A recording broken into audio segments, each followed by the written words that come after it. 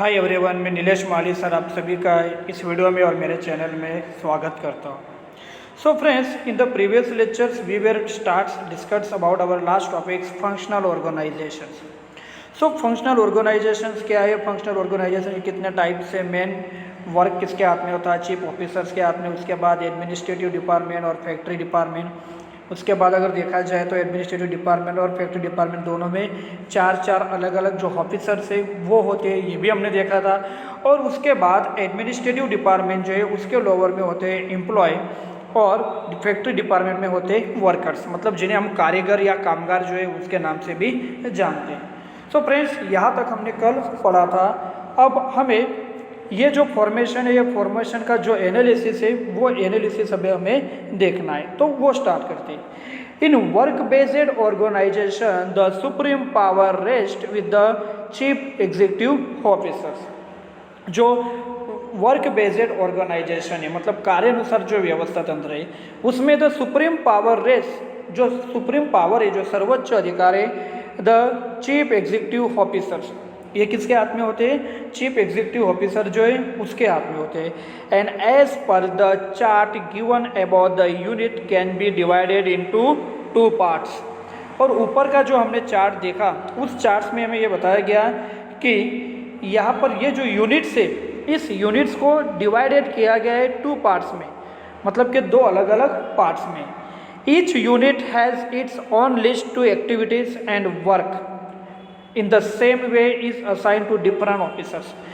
सभी यूनिट्स जो है वो सभी यूनिट्स की अपने खुद की एक अलग अलग एक्टिविटीज़ की लिस्ट होती है, और वो लिस्ट के हिसाब से वो क्या करते हैं, काम करते हैं। और ये सभी काम जो है वो सभी काम, सारे वर्क जो है, सारे फंक्शन जो है वो डिफरेंट जो ऑफिसर्स होते हैं, जो अलग अलग ऑफिसर्स होते हैं, उन्हें दिया जाता है। According to this each officer can give orders to the employ under him to perform the task. और हर ऑफिसर जो है वो हर ऑफिसर अपने अपने जो भी एम्प्लॉय होते हैं, जो भी स्टाफ होते हैं, वो स्टाफ को ऑर्डर देते हैं, और वो उनके जो ऑर्डर्स हैं उस ऑर्डर्स के बेस पर ही काम करते हैं, उनके आदेश के अनुसार ही वो क्या करते हैं, काम करते हैं। जैसे कि मान लो मैं आपको फिर से बताना चाहूँ तो देखिए, यहाँ पर जैसे बताया गया है ऑफिसर्स की, तो इंफॉर्मेशन ऑफिसर अपने एम्प्लॉय को काम देगा, डिसिप्लिन ऑफिसर अपने एम्प्लॉय को काम देगा, अकाउंट ऑफिसर अपने एम्प्लॉय को काम देगा, गाइडेंस ऑफिसर अपने एम्प्लॉय को काम देगा। सेम उसी तरह से जो है वो फैक्ट्री डिपार्टमेंट जो है वो फैक्ट्री डिपार्टमेंट में भी काम होता है। So in this type of organisation it should be considered that not a single work remains unassigned and at the same time not a single work is assigned twice। यहाँ पर हर officers के down में एक employ या workers या labours होने के कारण अगर आप देखोगे तो ये इसके एक मेन स्पेशलिटी है कि कोई भी काम जो है, कोई भी काम सिंगल वर्क जो है वो सिंगल वर्क नहीं रह जाता, या फिर ऐसा कोई भी काम नहीं होता है कि जो ट्वाइस हो। मतलब क्या कि कोई भी काम जो है वो डबल ना हो, इस तरह की व्यवस्था भी अच्छे से होती है। ठीक है। So organization units in which there is a more variety to be seen in work. और इस तरह से आप इस व्यवसायिक इकाई में कार्य के स्वरूप में अगर वेराइटी हो, मतलब भिन्नता हो, ज़्यादा वेराइटीज हो, this kind of structure is a more favourable. तो उस तरह के ऑर्गेनाइजेशन जो है, उस तरह की व्यवस्था में इस तरह का ऑर्गेनाइजेशन जो है वो काफ़ी फेवरेबल माना जाता है, काफ़ी इम्पोर्टेंट जो है वो इम्पोर्टेंट माना जाता है। सो फ्रेंड्स, हमने देखा कि जो फंक्शनल ऑर्गेनाइजेशन है, जो कार्यानुसार व्यवस्था तंत्र है, ये कार्यानुसार व्यवस्था तंत्र में फंक्शनल ऑर्गेनाइजेशन में सिर्फ और सिर्फ फंक्शंस को, वर्क जो है उस वर्क को ज़्यादा इम्पोर्टेंस दिया जाता है। लीनियर ऑर्गेनाइजेशंस की तरह डिपार्टमेंट जो है उसे ज़्यादा इम्पोर्टेंस दिया जाता नहीं। So formal organization, next organization is a formal organization. दोस्तों, ये बहुत ही इंपॉर्टेंट है। फॉर्मल ऑर्गेनाइजेशन एक औपचारिक व्यवस्था तंत्र के नाम से इसे जाना जाता है। Meaning, in order to achieve the predefined goals the formal structure of relationship among the persons and work is established which is known as the formal organisation. So business units के अंदर जो भी directors है, जो भी संचालक है, उनके द्वारा जो भी प्री डिफाइंड गोल होते हैं, जो पहले से निर्धारित जो लक्ष्य होते हैं, उन लक्ष्यों की प्राप्ति के लिए एक स्ट्रक्चर बनाया जाता है, और उस स्ट्रक्चर के अंदर रिलेशनशिप बनाई जाती है पर्सन एंड वर्क, मतलब कि कुछ व्यक्तियों के बीच में और कार्य के बीच में कुछ संबंध जो है, रिलेशनशिप जो है वो स्थापित की जाती है। It is known as a formal organisation. तब उसे फॉर्मल ऑर्गेनाइजेशन जो है वो फॉर्मल ऑर्गेनाइजेशन के नाम से जाना जाता है। Linear organisation, functional organisation are the types of formal organisation. देखो, लीनियर ऑर्गेनाइजेशन जो है वो और फंक्शनल ऑर्गेनाइजेशन जो है, they are the types of formal organisation. तो दोस्तों आपको मैं ये कहना चाहूँगा कि चाहे लीनियर ऑर्गेनाइजेशन हो या फंक्शनल ऑर्गेनाइजेशन हो, ये दोनों ही अपने प्री डिफाइंड गोल्स को कंप्लीट करने के लिए बनाए गए हैं और इनका स्ट्रक्चर भी बहुत ही फॉर्मल है। इसलिए ये फॉर्मल ऑर्गेनाइजेशन का एक क्या माना जाता है, टाइप्स जो है वो टाइप्स यहाँ पे माना जाता है। In this type of organization, the necessary powers are given to enable the person to perform certain kind of responsibilities। और यहाँ पर अपनी रिस्पॉन्सिबिलिटीज़ पूरी करने के लिए, कुछ काम पूरा करने के लिए ऑर्गेनाइजेशंस के अंदर उन्हें कुछ वर्क जो है वो दिया जाता है। In which matters related to delegation of authority between superior officers are clarified. और यहाँ पर ये जो अथॉरिटी है या कौन से मैटर से कौन सा कार्य है वो सभी उन्हें पहले बताया जाता है, स्पष्ट किया जाता है कि कौन सी अथॉरिटी किसको पूरी करनी है और किस सुपीरियर्स के डाउन में उसे वो अथॉरिटी जो है वो अथॉरिटी पूरी करनी है, मतलब कि कंप्लीट जो है वो कंप्लीट करनी है।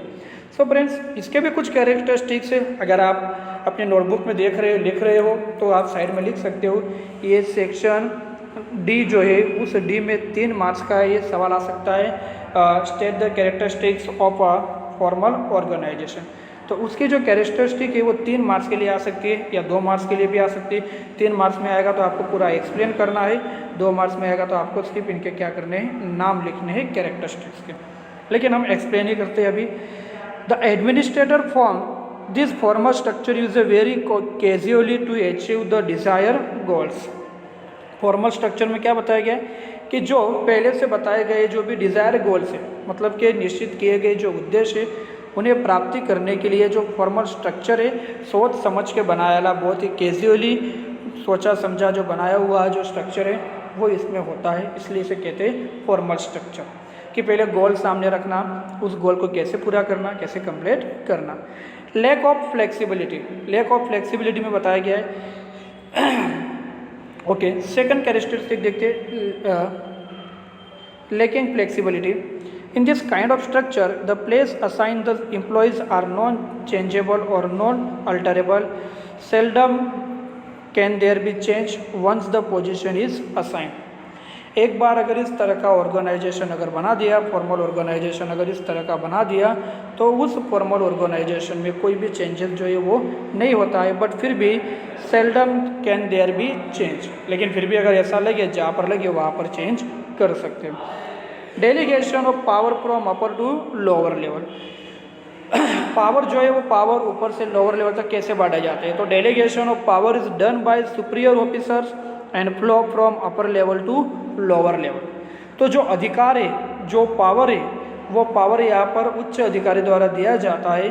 तो जो जितने ज़्यादा लेवल पर, अपर लेवल पर, उतने ज़्यादा उसके पास power and flow from upper level to lower level.